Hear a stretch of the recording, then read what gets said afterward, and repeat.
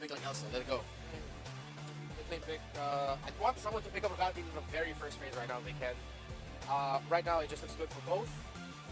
Get a control, scaling with burst. There's a Valentine and Kali together, great.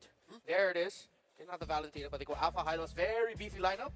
And not a lot of answers right now in this meta to actually cause problems for those three, snowballing and ending the game in less than 13 minutes. But it also eliminates the flex that both the Khalid and the Hylos should have had. Oh, we don't know. We don't know. Huh? They can switch up. Who's going where? Oh yeah, but other than that. Yeah. Other than that, yeah.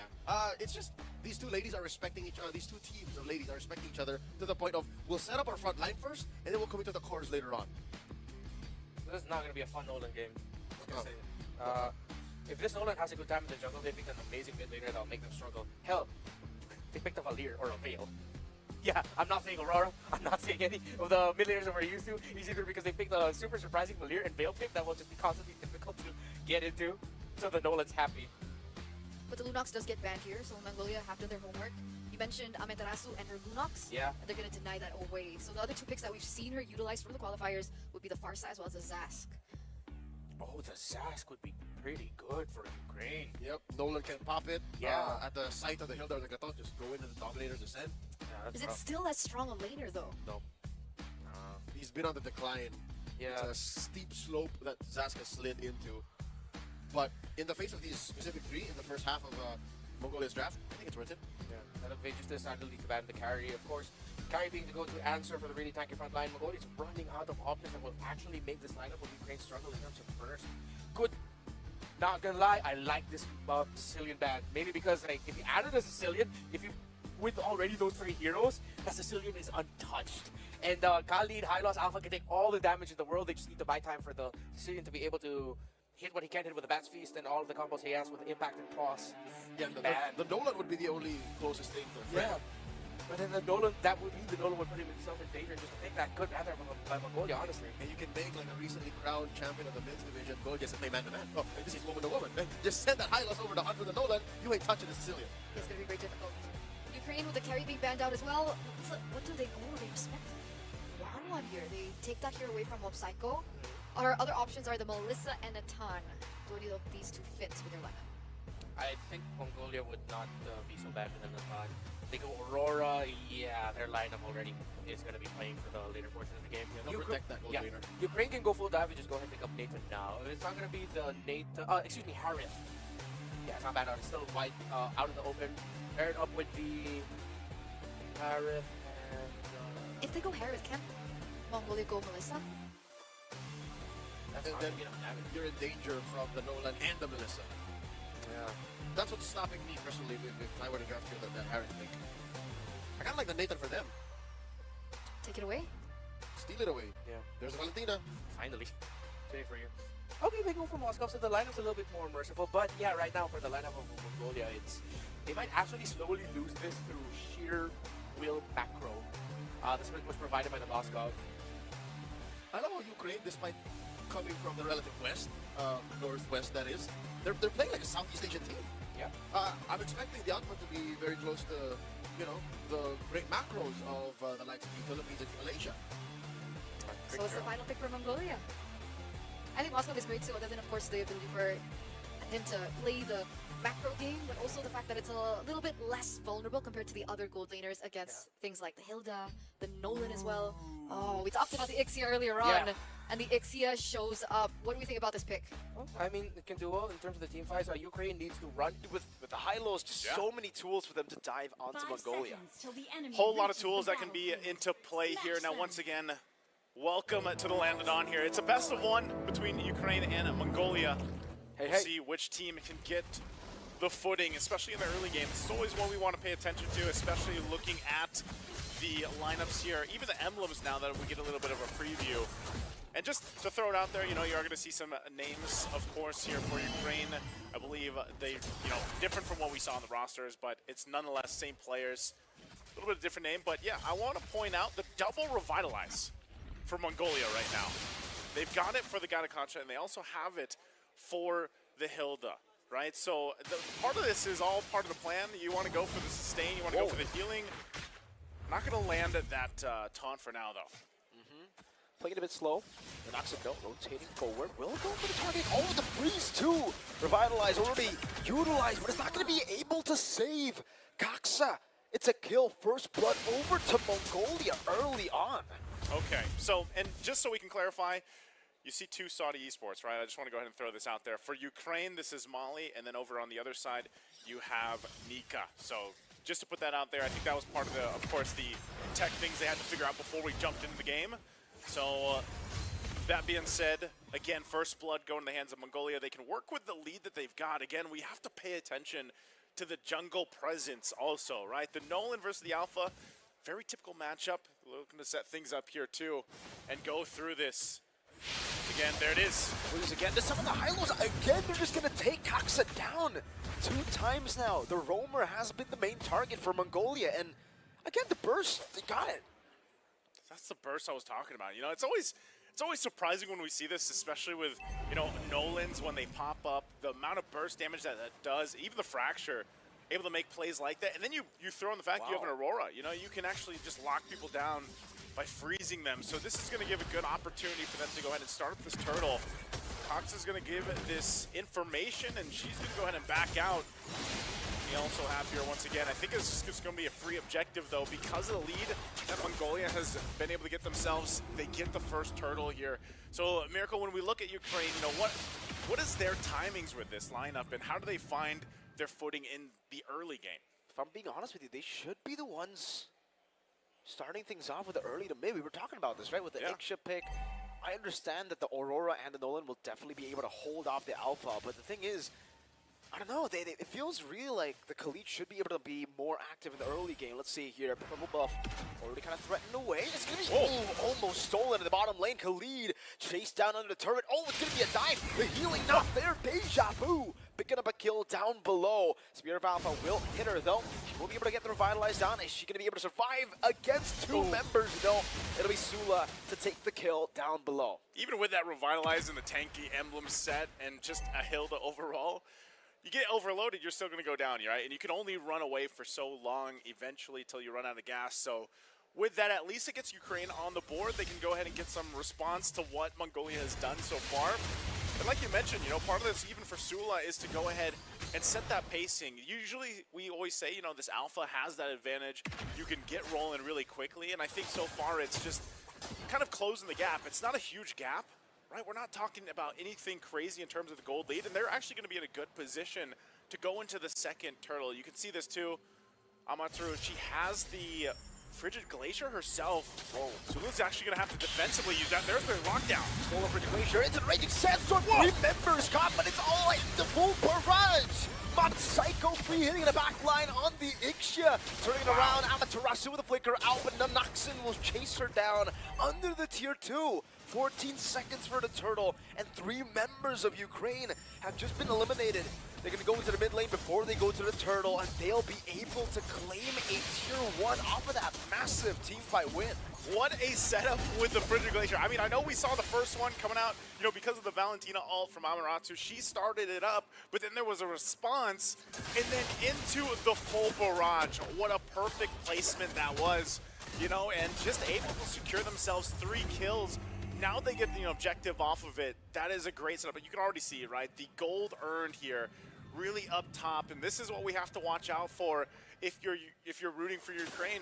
This Ixia doesn't pop up too often in competitive play, but when it does, it serves the purpose. Mind you as well, she's running the Warcry emblem, so she gets a little bit of that extra burst damage when they do get, you know, that perfect setup, and they lock down here. Raging Sandstorm to disengage, saving Amaterasu. There's a bit of peel there down below as Mongolia continue to just farm up. And Oxen at this point, Copper Speeder of Alpha able to escape. Glorious Pathway slowing her down, but on the Nolan, you're a bit too elusive. What happened up top? Ethan picking up a kill up top there on the Aurora 4-man gank. I'm telling you, you know, the lockdown that is provided with an Aurora is really hard to escape, especially when the fact that, you know, Asila, she doesn't have the flicker. She takes a couple shots with the turret. She's going to be fine. Should be able to heal that up too. But also that tier 1 now top side goes down because of that kill that they just got on Celia. So it looks like Mongolia really playing that macro game, looking for the wins here where they can across the map. And notice how they're traveling, right? For the most part, Mob Psycho, she just goes and rolls with the team. and she's well protected. Again, when you have a Gatakacha, you know that you've essentially got a bodyguard that you can work with here. So they're going to force this out again. Khalid's going to run. There's not going to land. Defensive use, the Raging Sandstorm. They're going to jump in. Defensive use of the AOG, but unfortunately, no kill there. It was also a glorious pathway defensively. Meanwhile, again, Acelia forced to use the flicker up top. Unfortunate stuff here. Purple Orb going to be taken away, invaded, and it is perfect timing for Nanoxen to get that level of advantage. The turtle has just spawned in the game. Gatakacha again just zoning in the bottom lane. They won't be able to get the turret, but I think this is just more of a setup to get space. Oh, there's a lockdown. Full barrage too, interesting, and a flicker. Onto the back, Khalid will suffer a little bit, taking a lot of damage. Spear of Alpha defensively. They aren't actually going to go for the turtle. It's a free tier 2, free tier 1 down below, and then they can just go to the turtle right now. That's the game plan, and as you saw, you know, I know Mom Psycho used the flicker there too. She also just picked up the Sea Halbert, and that deals with some of the healing that's obviously going to come out through Ukraine's draft here, plus the Revitalize. Revitalize has just been such a good tool for Mongolia. It has. The double. The double Revitalize. Once you deal with one, right, once you get anyone low, and you've crossed the first time, the first duration of the first Revitalize, there's another one that comes in, and on top of that, they just have so much peel. That's layered.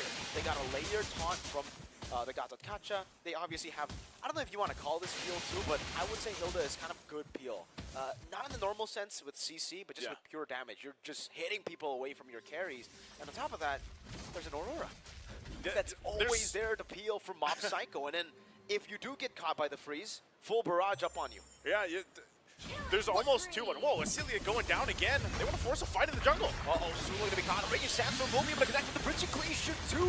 It was stolen by Amaterasu, but unfortunately, it's not the same as Ethan's Frigid Glacier. So much more damage comboed in together with Deja Vu.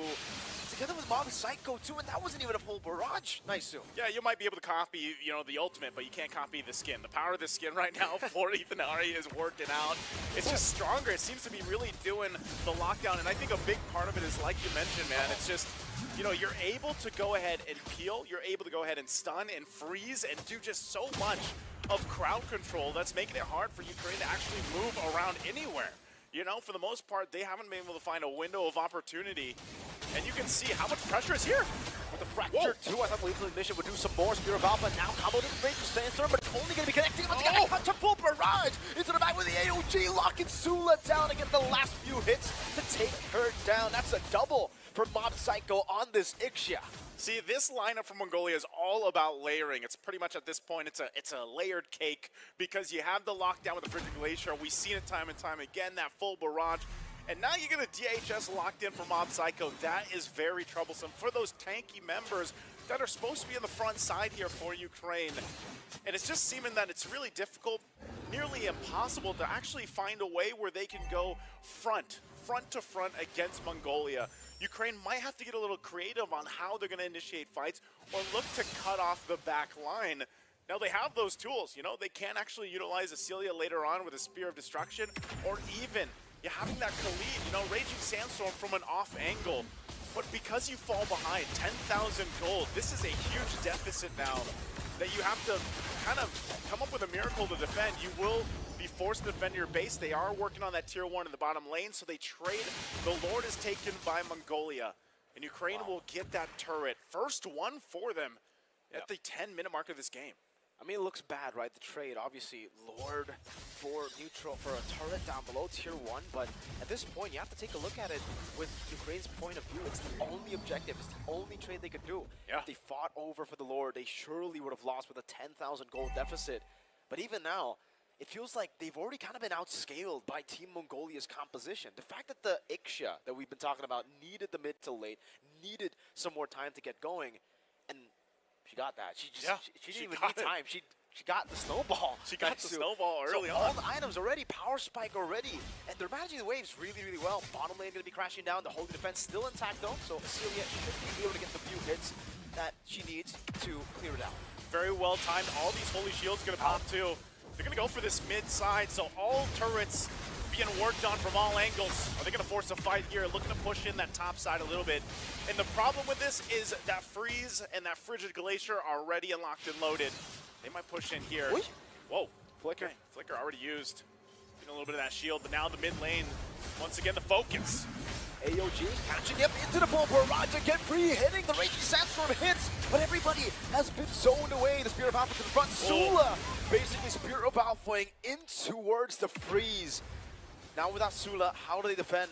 It's based around up top, getting fallen as well. Fracture assassination from the Naxxon, able to get the kill in the base. That was just a pure dime. Acelia no flicker. Kaksa trying to get an angle to possibly just frontline for Acelia. The poke is there. Deja Vu walking up front on his own. Acelia ways after the glorious pathway. Deals some damage. Naxxon again with the fracture. Able to get one more. Now it's Kaksa under this engage. A few more minions that are going to be spawning to delay the end for Ukraine. Mongolia will stay disciplined. They'll go back into the bottom lane, take it down. Structures on top of kills. Freeze. Acelia no flicker. Caught by the full barrage by Mob Psycho. And the crystal surely will fall here. Almost a wipeout. 12 minutes, 17-1. Very, very strong showing from Mongolia here. It looks like, you know, they brought to the draft a lineup that requires proper layering, and they did just that, really showcasing the synergy they have here. I mean, the double revitalize, if that wasn't enough, you had so many initiation points, so many overlapping of damage profile ultimates. That's even regarding the fact that you have an Ixia that got the early start that you usually don't get. I mean, you pick up an Ixia, you know you're going to have a hard time in the early game, but then you shine later on. This time it was from start to finish, where she really got the ball rolling early on, because I guess, it was the team working together to make things work. And it was really hard just for Ukraine, you know, to find a window to catch up and make things come together here for them. Again, a phenomenal game there. Just an absolute stop.